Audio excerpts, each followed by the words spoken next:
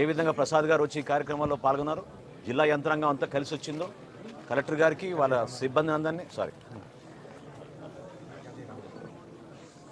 జిల్లా యంత్రాంగానికి మనస్ఫూర్తిగా నేను ధన్యవాదాలు తెలుపుకుంటున్నాను.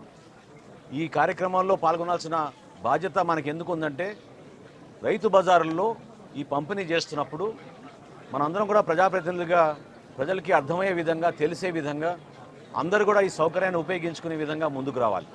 సో ఈ కార్యక్రమాల్లో పాల్గొని విజయవంతం చేసినందుకు, మమ్మల్ని ఆహ్వానించినందుకు పెద్దలు గద్దె రామ్మోహన్ గారికి, అదేవిధంగా ఇక్కడ ఉన్న పార్టీ నాయకులందరికీ కూడా మనస్ఫూర్తిగా నేను ధన్యవాదాలు తెలుపుకుంటున్నాను. భవిష్యత్తులో మేము చేయబోయే కార్యక్రమాల్లో రైతుకి ఖచ్చితంగా న్యాయం జరుగుతుంది, వినియోగదారుడు కూడా అదేవిధంగా సరైన ధరల్లో నాణ్యమైన సరఫరా చేసే విధంగా సరుకులన్నీ కూడా మేము అందిస్తాం. దీంతో పాటు మేము రాష్ట్ర వ్యాప్తంగా ఎక్కడ కూడా పొరపాటు జరగకుండా మా పబ్లిక్ డిస్ట్రిబ్యూషన్ సిస్టంలో సామాన్యులకి అందించాల్సిన రైస్ని ఎక్కడ కూడా పొరపాటు జరగకుండా, అవకతవకలు జరగకుండా అందించే బాధ్యత కూడా మేము తీసుకుని అన్ని ప్రాంతాల్లో మేము దాడులు చేసుకుంటూ ఎక్కడ కూడా పొరపాటు లేకుండా మిల్లర్స్ అందరినీ కూడా సహకరించమని నేను కోరడం జరిగింది. దానికి వాళ్ళు మనస్ఫూర్తిగా ముందుకొచ్చారు. సో ఆ విషయం కూడా మీ అందరితో కూడా ప్రస్తావిస్తూ, మేము గతంలో చేపట్టిన కార్యక్రమాలన్నింటినీ కూడా కేవలం ప్రజల కోసం, మా ప్రభుత్వం గౌరవ చంద్రబాబు నాయుడు గారి నాయకత్వంలో ఖచ్చితంగా సంక్షేమ ప్రభుత్వంగా పేదలకి అందుబాటులో ఉండేటట్టు ఒక పండుగ వాతావరణం తీసుకొచ్చే విధంగా మేము ముందుకెళ్తున్నాం. దానికి మీరందరూ కూడా సహకరించమని మనస్ఫూర్తిగా కోరుకుంటున్నాను. సార్, ఇంకా ఈ నంబర్స్ ఏమైనా పెరుగుతాయా? స్టాల్స్ నంబర్స్ పెరుగుతాయి అంటే మొదటి రోజు కదండి, ఈ రోజు ఉన్న స్పందన చూసి ప్రతి ఒక్కరు కూడా చాలా ఆశ్చర్యపోతున్నారు. ఇప్పుడే నేను ఎమ్మెల్యే గారితో కూడా నేను మాట్లాడినప్పుడు అదే అన్నాను, రైతు బజార్లో ఈ విధంగా స్పందించడం అనేది చాలా గొప్ప విషయం. 284 అవుట్లెట్లు ఈరోజు ప్రారంభించాం. ఇది కేవలం రైతు బజార్లే కాదు, మన రాష్ట్రంలో ఉన్న హోల్సేలర్స్ అందరూ కూడా, రీటైలర్స్ అందరూ కూడా ఇదే ధరకు అమ్మాలనే ఒక నిర్ణయానికి వచ్చాం.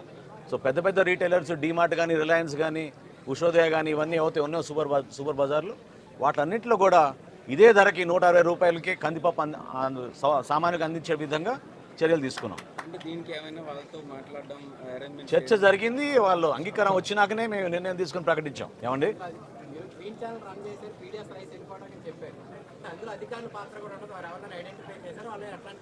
ఒక్క కాకినాడలోనే ఈ రోజు వరకు మేము 43,249 మెట్రిక్ టన్నులు బియ్యాన్ని మేము సీజ్ చేశాం.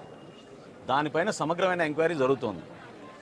స్థానికంగా ఉన్న కలెక్టర్ గారు, జాయింట్ కలెక్టర్ గారు, మా డిఎస్ఓ, డిఎం అందరూ కూడా ప్రతిరోజు దాడులు నిర్వహిస్తూనే ఉన్నారు.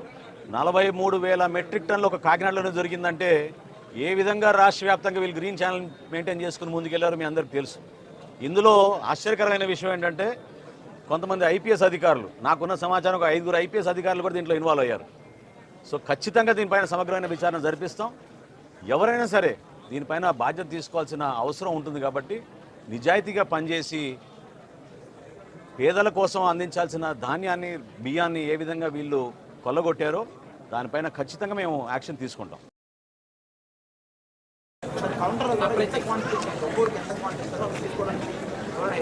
బియ్యం 5 కిలోలండి, కందిపప్పు 1 కిలో అండి. జరుగుతూనే ఉన్నాయండి, జరుగుతూనే ఉన్నాయి. ప్రతి జిల్లాలో కూడా జరుగుతున్నాయి. విజిలెన్స్ అధికారులు అప్రమత్తంగా